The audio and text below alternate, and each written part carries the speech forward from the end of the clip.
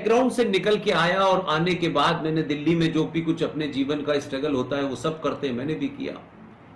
वो पत्रकारिता में भी मैंने देखा कि जिस पर्पस से मैं आया था वो पर्पस तो मुझे लगता नहीं था कि पूरा होगा, लेकिन लगातार मैंने यहां देखा कि यहां भी खूब चरम पर, कास्टवाद भी चरम पर है यहां, और आइडियोलॉजी के नाम पर भी जो बैंकरप्सी है वो भी मुझे समझ में आती थी। तो एक पहले से सेट नैरेटिव था, उस नैरेटिव में अगर आप काम कर सकते हैं तो आप बड़े पत्रकार हैं, आप महान पत्रकार हैं, और उस सेट नैरेटिव के खिलाफ अगर आपकी कोई राय है, तथ्यों पे है, तो आपको तब भी तरजीह नहीं दी जाती। एनीवे, लेकिन उसमें 25 साल गुजारे, उस पूरे दौर को देखा और उसके बाद फिर इस्तीफा दिया और फिर लगा कि देश के सामने अपनी बात रखेंगे, पूरी ताकत और ईमानदारी से रखेंगे। अगर देश को अच्छा लगेगा तो इस बात को कहेंगे, नहीं तो कोई हमारी मजबूरी नहीं है, कोई हमारा प्रोफेशन नहीं है कि हमको कोई इससे कमाई करनी है, इससे कोई नया चीज खड़ा करना है। लिहाजा हमको लगा कि देश हमारे साथ खड़ा हो गया है, हमारी बात सुनना चाहता है, हमें सुन करके अपनी बात नैरेटिव बनाना चाहता है, इसलिए हमने अपनी बात की। इसलिए मैंने कहा कि शुरू से हम इस बात के खिलाफ थे कि कोई संगठन बनाया जाए, क्योंकि संगठनों में मैंने देखा है कि आखिर में हजारों संगठन है इस देश में हिंदूवादी, लेकिन उन संगठनों ने अपने अपने नाम, अपने अपनी पहचान से ज्यादा कुछ करने की कोशिश नहीं की है, और हर आदमी को उन संगठनों के कंधे पे रख के सत्ता तक पहुंचने का शौक होता है, जो मेरे अंदर कतई किस्म का नहीं है। और मेरे साथ में न जीटी बख्शी का है, न RSN सिंह साहब का है, न सुशील पंडित का है, न मेजर गौरव आर्या का है, न कैप्टन सिकंदर रिजवी का है, न ललित अंबरदार का है, न अंकुर का है। तो मैंने कहा फिर इस देश में ऐसे लोग बोले ताकि उनके ऊपर यह न लगे कि साहब हम किसी खास सोच से बोलते हैं, खास एजेंडे को चलाते हैं। हाँ, हम दावे से कहते हैं कि हमारा एजेंडा है, हमारा नैरेटिव है, हमारा नैरेटिव है हजारों लाखों साल पुरानी सनातन सभ्यता दोबारा से स्थापित हो, सनातन स्थापित हो, भारतवर्ष के गद्दार मारे जाएं, वो गद्दार किसी मुखौटे, किसी मजहब के अंदर हो, उनका सफाया हो। भारत के संविधान से चलेगा, भारत किसी किताब से नहीं चलेगा, भारत भीड़ तंत्र के सामने नहीं झुकेगा। भारत की सेना और पुलिस का सम्मान हो, जो पुलिस पे पत्थर उठाए उसे गोली मार देनी चाहिए, जो सेना पे पत्थर मारे उसे गोली मार देनी चाहिए। इसमें उसका रंग, उसका मजहब नहीं देखा जाना चाहिए। हां, हमारा एजेंडा है और यही एजेंडा है और यही रहेगा मरते दम तक। हम अपने एजेंडे को नहीं बदलेंगे। वो किसके फेवर में है, किसके फेवर में नहीं है, ये हमारा एजेंडा नहीं है। ये कुछ लोग खुश हो जाएंगे, कुछ लोग नाराज हो जाएंगे। जिसको नाराज होना हो वो कल की जगह आज नाराज हो जाए। हम अपने कल के किसी की खुशी के लिए वर्तमान को खराब नहीं कर सकते। हमारे 70 सालों में इस देश के अंदर कुछ लोगों को खुश करने के लिए, कुछ लोगों का भरोसा पाने के लिए आपने इस देश की धरती के 2 टुकड़े कर दिए। आपने इस देश के अंदर, संविधान के अंदर गैर कानूनी धाराएं बना के रख दी। आपने इस देश के समाज को इंफिनिटी कॉम्प्लेक्स में लाके रख दिया। और क्यों? कि उनकी गिनती ज्यादा है। अगर अक्लमंद, पढ़े लिखे, शांति प्रिय देश और शांति चाहने वाले लोगों की गिनती ज्यादा है तो क्या बुराई है? हम शांति चाहते हैं, हम रूल ऑफ लॉ चाहते हैं। हमने ये नहीं कहा कि भारत में जो कोई रहेगा उसको जो है हमारा ही बनना पड़ेगा, लेकिन यह भी बर्दाश्त नहीं है हमको कि भारत में 4 गुंडे खड़े होकर के कहेंगे कि अगर हमारी तरह नहीं बने तो हम देश को तोड़ देंगे, हम काट देंगे, हम मार देंगे, हम लूट करेंगे, बलात्कार करेंगे। और हमारे पूर्वज बाबर है और अकबर है और औरंगजेब हैं। अगर उनके पूर्वज बाबर है और अकबर है और औरंगजेब है तो उनका भारत से कोई नाता नहीं है। वो किसी शक्ल में आए, कैसी शक्ल में आए और कैसे भी ग्रुप में आए, हमें एक्सेप्टेबल नहीं है।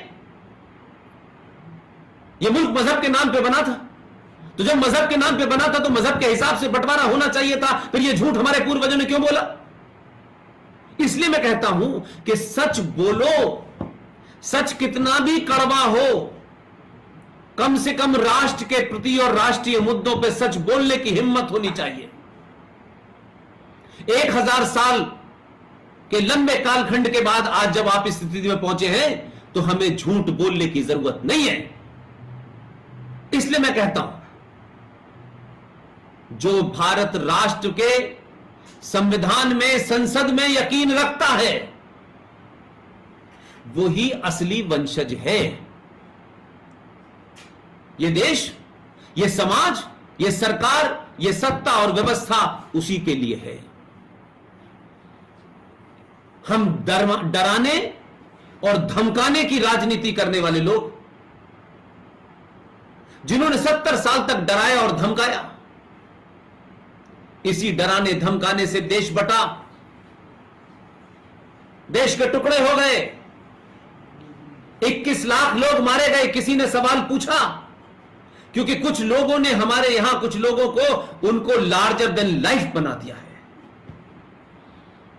वो कितना भी बड़ा पाप कर जाए उसके ऊपर चर्चा नहीं होनी चाहिए।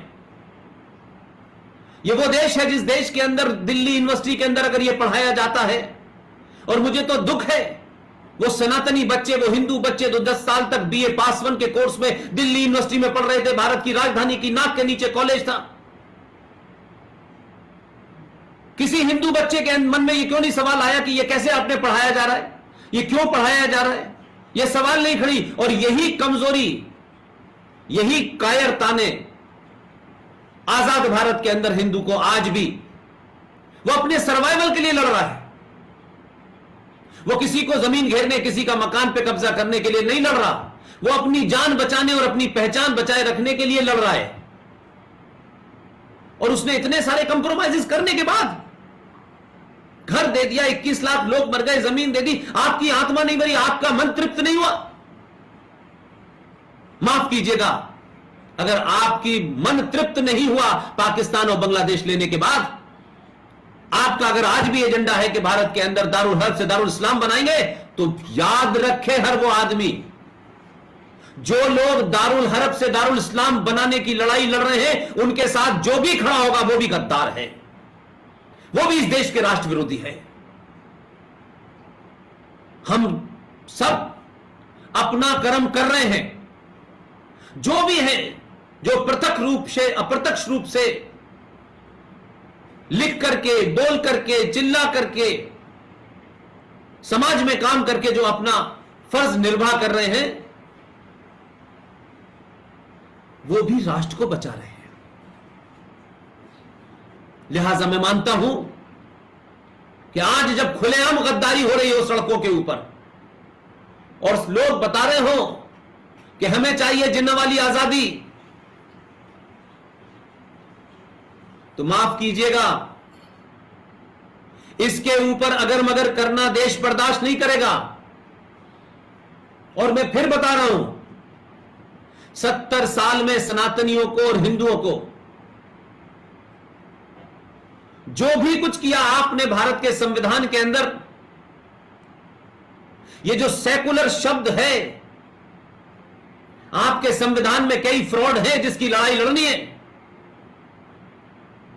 उन फ्रॉड में ही यह निहत है कि आप मुसलमानों से कहते हैं कि आप 1947 के बाद भी जैसे थे वैसे ही रहिए, लेकिन सेकुलरिज्म का झूठ और मक्कारी की ये जो दवा है, ये शुद्ध रूप से हिंदुओं को पिलाई गई कि हिंदू कभी अपने अस्तित्व, अपनी पहचान, अपनी असीमता की लड़ाई न लड़े, और हर चौराहे, हर गली, सोते जागते, चलते फिरते, खाते पीते, हर वक्त अपने आप को सेकुलर साबित करने का उसको एक सर्टिफिकेट देना है, हम सेकुलर हैं।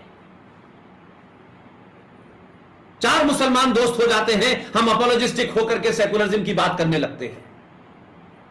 यह सेकुलरिज्म शब्द आया कहां से? पहले तो देश के तमाम पाखंडी लोग यह बताएं कि सेकुलर है क्या, इसकी उत्पत्ति कहां से हुई, भारत में कैसे आया। सनातन की करोड़ों साल की संस्कृति और धर्म के अंदर शब्द सेकुलर की जरूरत ही नहीं थी।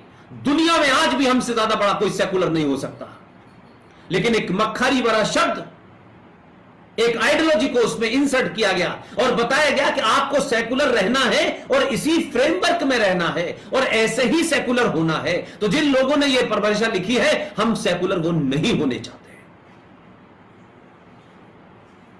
किसी को 4 दोस्त हो जाएं, किसी के संगठन में 5 मुसलमान हो जाते हैं, तो वो संगठन की राय बदल देता है, उसकी आइडियोलॉजी बदल देता है।